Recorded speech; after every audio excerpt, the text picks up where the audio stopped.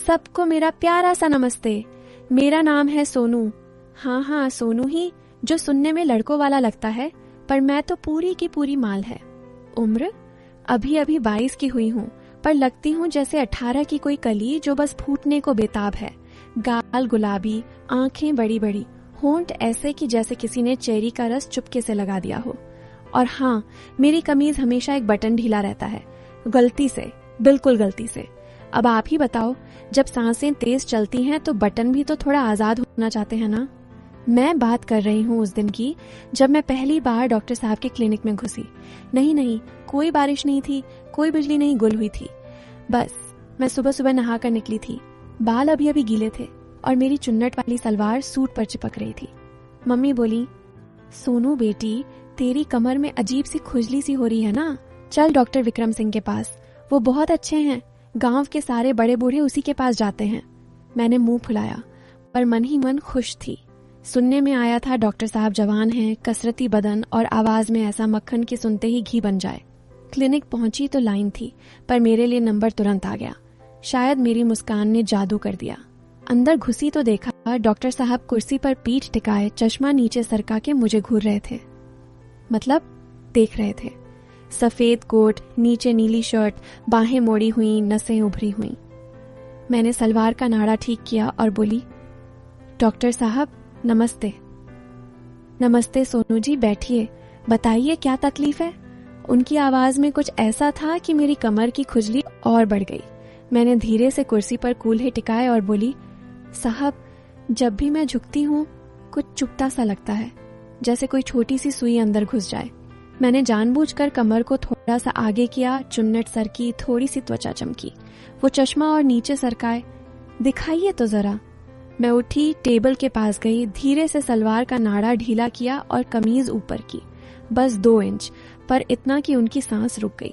मैंने पीठ उनकी तरफ की और बोली, यहाँ साहब, बिल्कुल यहाँ। वो पास आए, ग्लव्स नहीं पहने, नंगी उंगलियां मेरी कमर पर फिसली, ठंडी उंगलियां, गर्म त्वचा। मैंने आंखें बंद की। वो धीरे धीरे दबा रहे थे, यहाँ या यहाँ।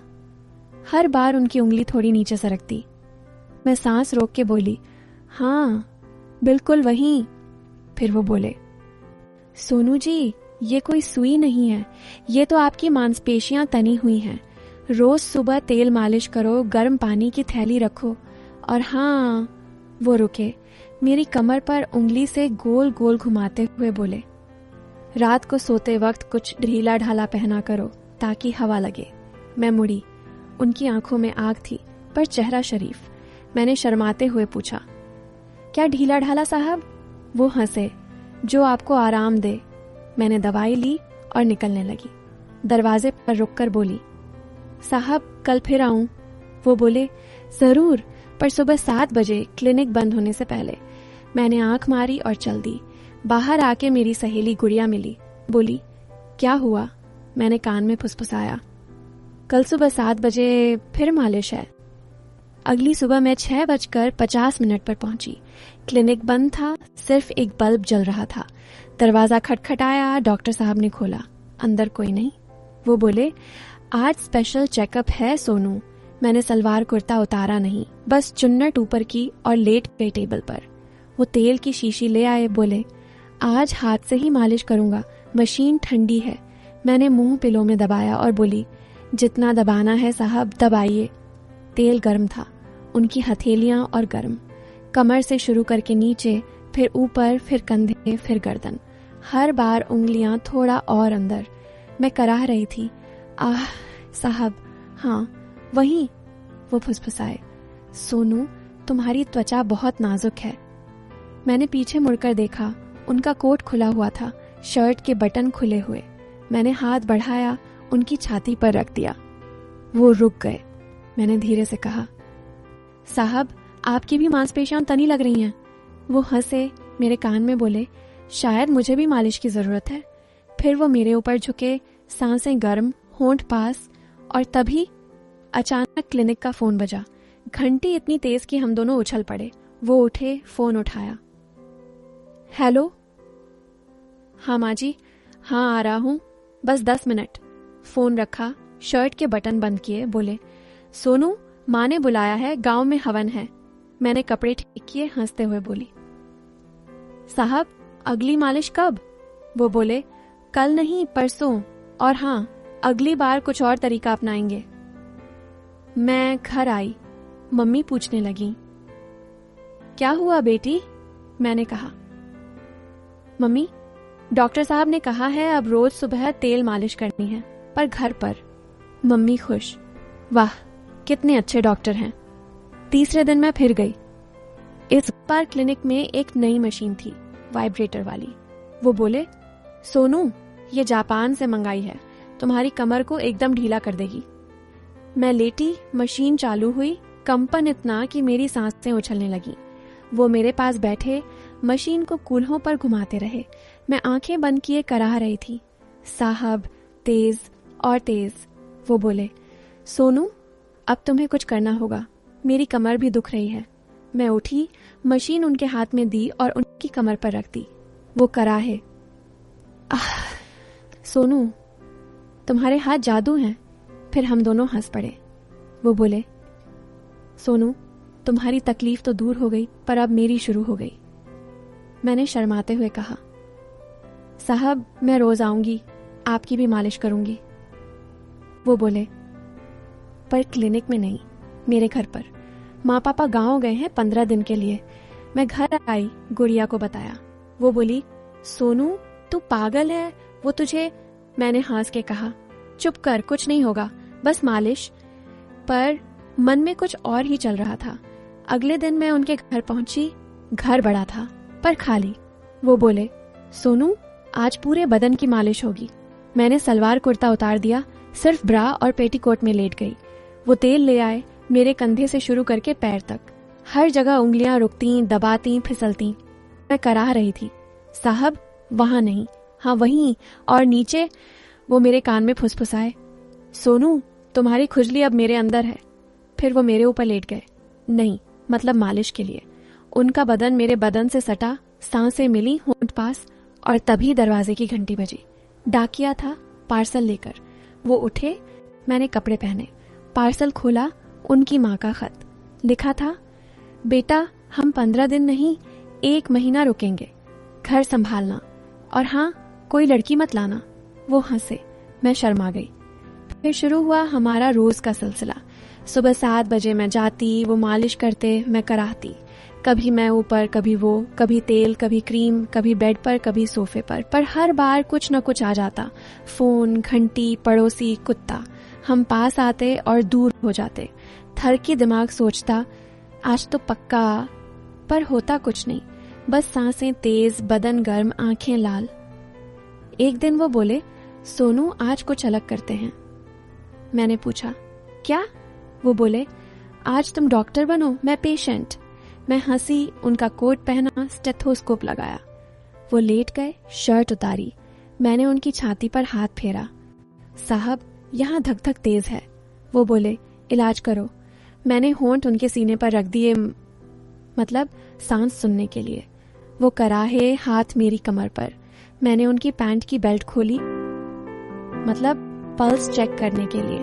और तभी बिजली गुल नहीं हुई, बारिश नहीं हुई, बस उनकी माँ का फोन आया, बेटा हम कल आ रहे हैं। फोन कटा, हम दोनों हंस पड़े।